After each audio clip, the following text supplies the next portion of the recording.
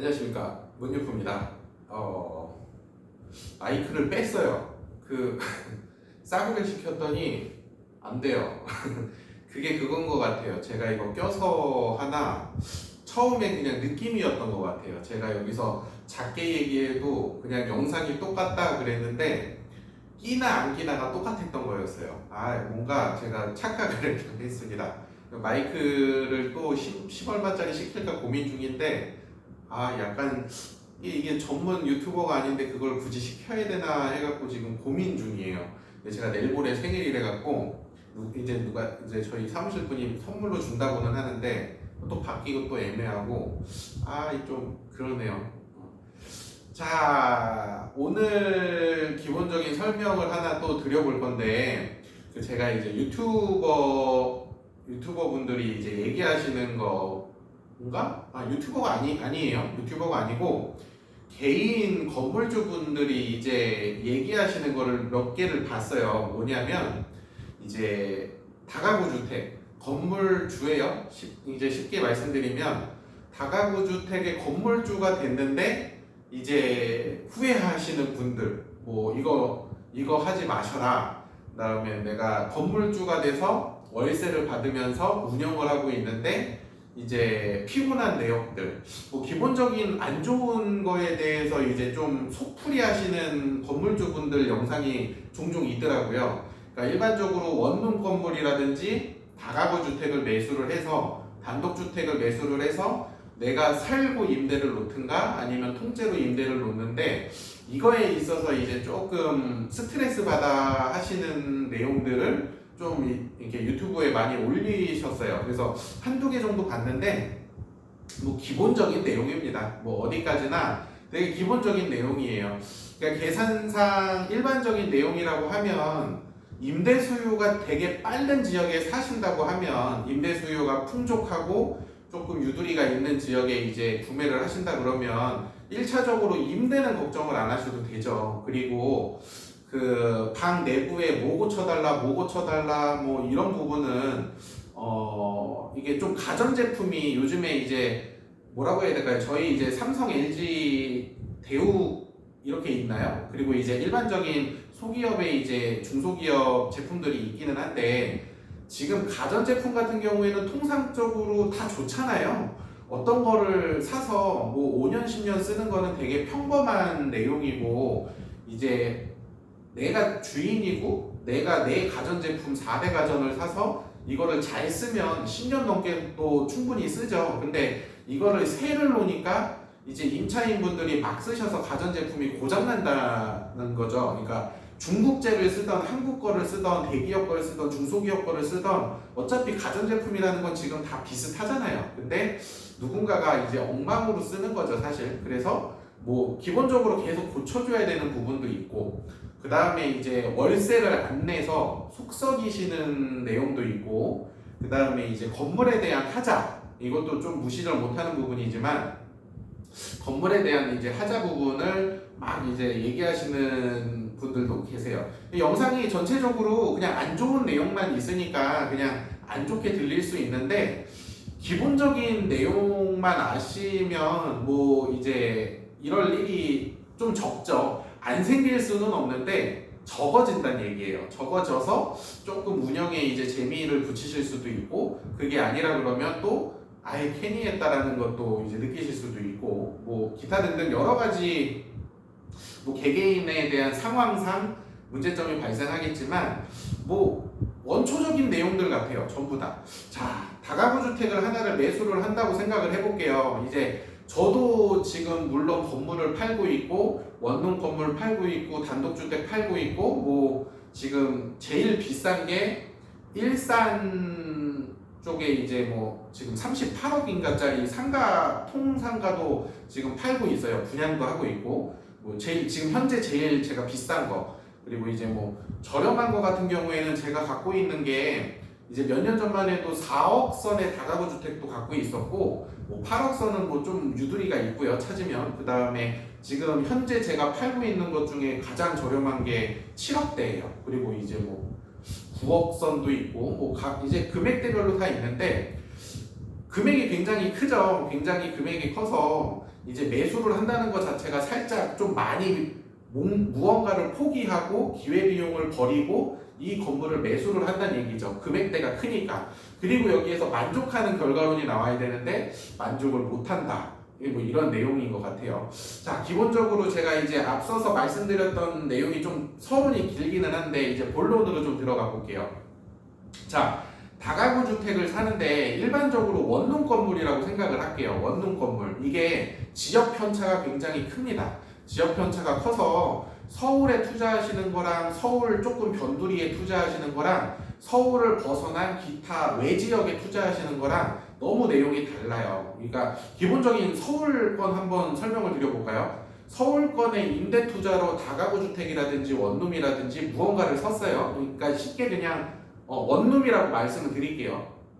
서울에 원룸을 샀는데 임차인분들이 서울하고 서울 외지역하고 사실 되게 달라요. 그래서 서울은 임차인들이 월세를 안 내면 임차인분들이 먼저 죄송하다고 연락을 하고 그 다음에 임차인분들이 뭐 하루라도 미납을 하면 먼저 집주인분한테 양해를 구해요. 하루라도 지나고 이틀이라도 지나면. 이게 뭐 일반적인 내용이라고 생각을 하시면 좋은가? 근데 이 서울을 벗어난 인천 같은 경우에는 월세를 안 내도 자기네들이 뭐 이렇게 얘기를 안 해요. 사실 이게 경우가 되게 좋으신 분들은 뭐 지금 제가 월급이 좀 밀렸습니다. 아니면 제가 이번 달 지출이 조금 뜻하지 않게 뭔가 생겨서 며칠 뒤에 내도 될까요? 해서 먼저 양해를 구하시는 분들이 계시는데 없어요. 그런 거 사실 막 1주는 기본이고 2주 한 달 안 내서 집주인이 전화하고 관리인이 월세 내세요 해가지고 독촉해야 돼요. 사실 뭐 이게 좀 지역 편차가 사실 진짜 있어요. 그리고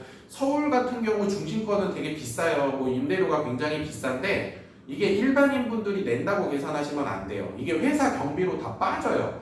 회사 경비로 다 빠져서 지출 경비로 빼기 때문에 그분들이 미납할 일은 거의 없고 회사 측에서 지급하는 경우도 되게 많아요. 그리고 이제 외적인 이제 서울 외는 이제 월세죠, 월세. 근데 중심권은 연세도 있어요. 1년치 그냥 귀찮아서 일시불로 내버리는 경우도 있고 그거를 경비로 터는 경우도 있어요. 그래서 월세가 비싸다 그래서 서울에 안 내는 게 아니에요. 경비로 터시는 분들이 많아서. 근데 인천 같은 경우에도 경비로 지출하시는 건 많은데 이제 일반적으로 임대료가 좀 낮죠. 그래서 이제 매달 이제 회사 경리분이 결제해 주시고 회사 이름으로 들어오시고 뭐 이런 거 있고 일반인 분이 내시는 게 있는데 여기는 미납 확률이 좀 높다. 서울 외적은 미납 확률이 조금 높다. 뭐 이거는 기본적인 내용이에요.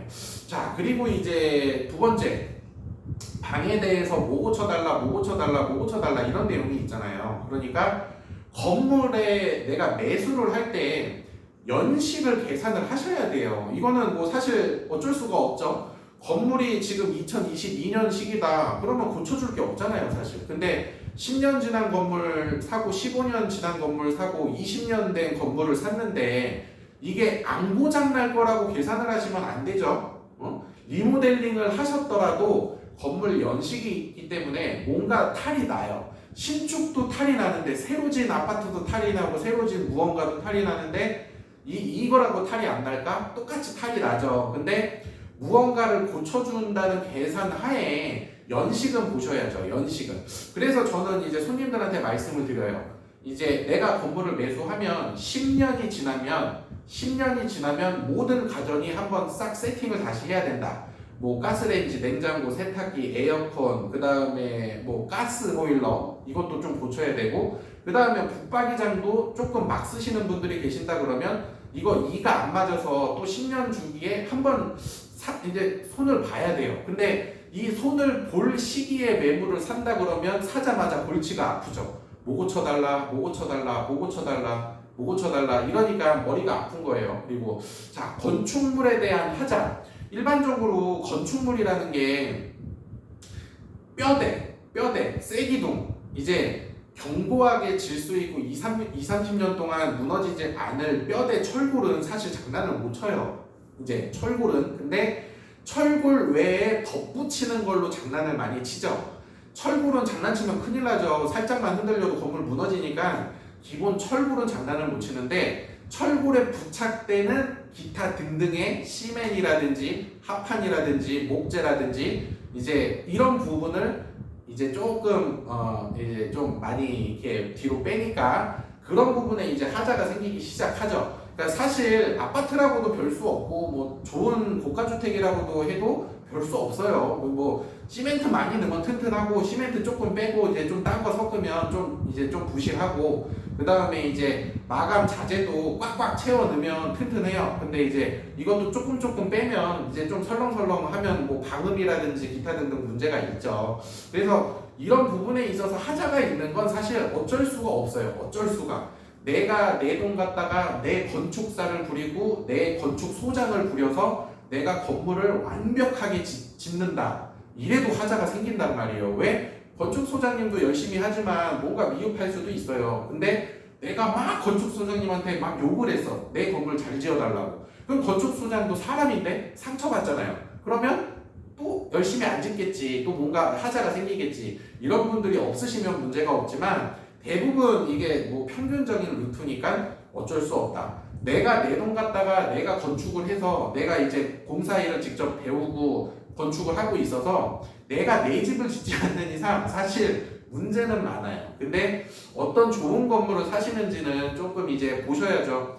연식이 됐는데 외관도 괜찮고 복도도 괜찮고 기타 등등 뭐 건물적으로 뭐 균열이라든지 아무것도 없는 건물을 매수를 했다.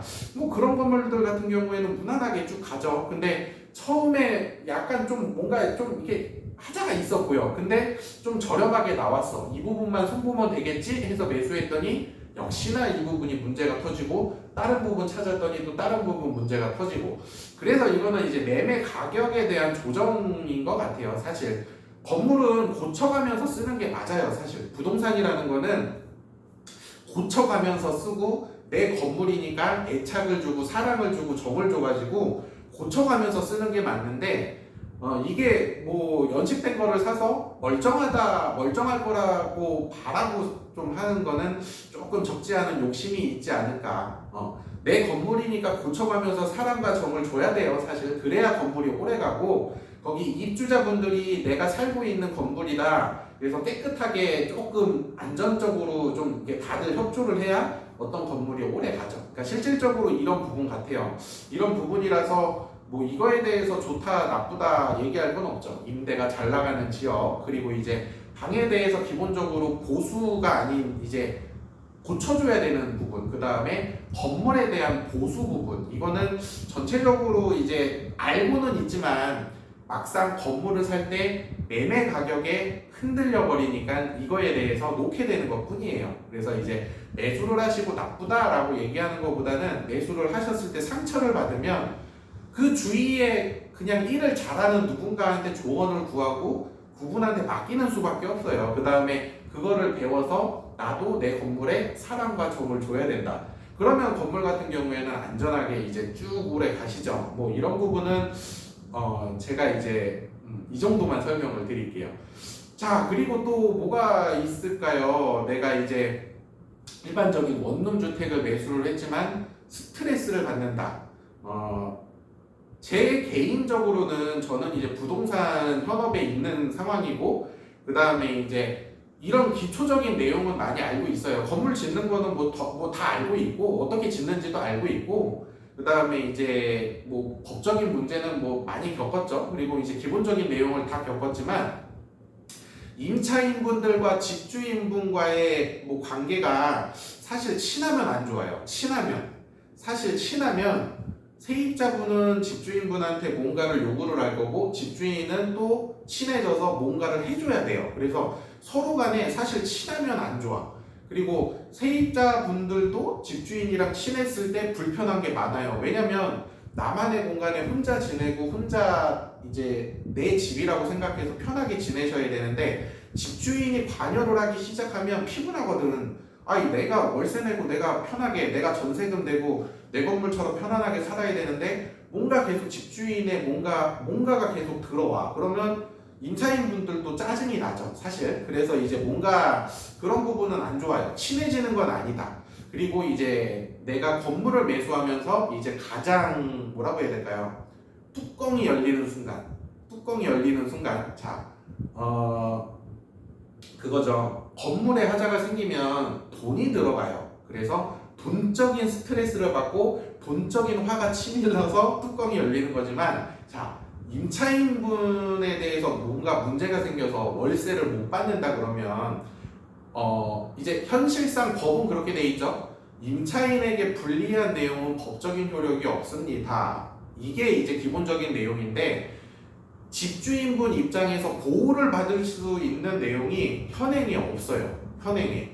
임차인분들이 뭔가 잘못을 하고 뭔가 무리한 내용과 임차인분들의 무슨 어떠한 내용이 벌어졌을 때 집주인이 보호를 받을 수 있는 현행법이 현재 없습니다. 그래서 집주인분은 항상 손해를 볼 수밖에 없어요.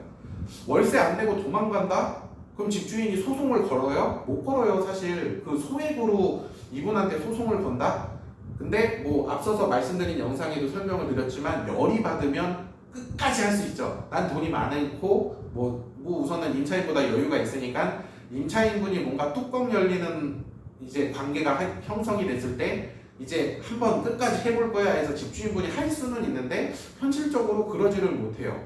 그리고 집주인분 입장에서 임차인분이 월세를 안 냈다고 하더라도 뭐 이렇게 내보낼 수 있는 그런 현행 법도 없고요. 그 다음에 명도 소송이라는 게 있지만 기간이 기본적으로 뭐 1년 단위, 뭐 최소 6개월 이상 이 정도 잡아야 되니까, 사실 뭔가 하자가 생겼을 때 집주인분 보호되는 내용이 아예 없어요. 그래서 이런 전체적인 부분에 이제 스트레스를 받지 않으실까 해요. 뭐 건물에 대한 거는 이제 너도 나도 같이 공감대를 형성해서 고쳐 써야 돼요, 사실. 그리고 임차인분과의 트러블은 내가 스님이다, 내가 예수님이다 하고 이제 서로 간에 이제 존중하고 이제 조금 지켜야 될 거를 지켜주고, 설사 나는 지켰지만 이쪽이 안 지켰어. 그래도 나는 스님이다, 뭐 나는 예수님이다 하고 이게 눌러 내리셔야 돼요. 이거 말고는 사실 뭐 집주인분이 보호받으실 수 있는 행동 그런 법조항은 없어요, 현행은. 그래서 이제 건물주만의 고충은 좀 되게 많아요. 근데 건물주만의 고충도 많은데, 이제 이거는 뭐 깊숙이 파고들면 되게 이제 그 진흙탕 싸움이라 말씀드리긴 그렇고, 뭐 여기까지 우선 설명을 드려보겠습니다. 이 영상이 지금 제가 서론본론이 너무 길어서 시간이 조금 지났는데, 이거 끊고 제가 이제 다른 거 설명 또 한번 드려보겠습니다. 자, 첫 번째 영상 시청해주셔서 감사합니다.